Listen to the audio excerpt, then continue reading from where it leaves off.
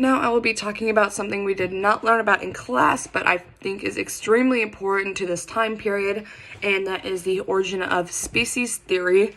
For those who don't know, this theory was originally created by the famous Charles Darwin, and this theory can also be more commonly known as natural selection.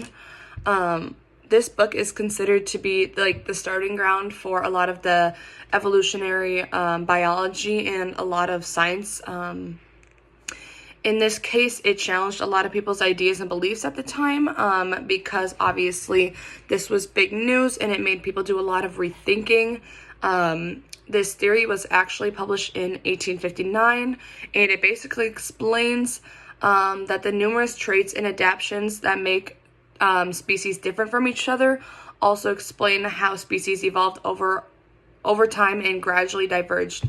So how species kind of rooted from each other, how they change, and obviously this mostly refers to animals, and the reason like animals are the way they are, or, you hear the comparison like we're related to gorillas. It's kind of like that.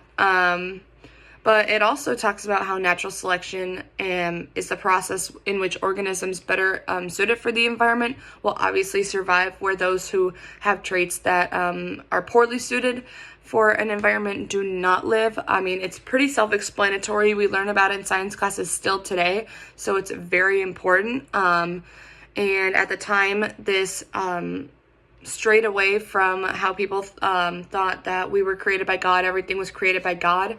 So for that, the origin of species theory was actually banned for a portion of time because it challenged the Christian religion, and the people in power did not want, anything opposing that.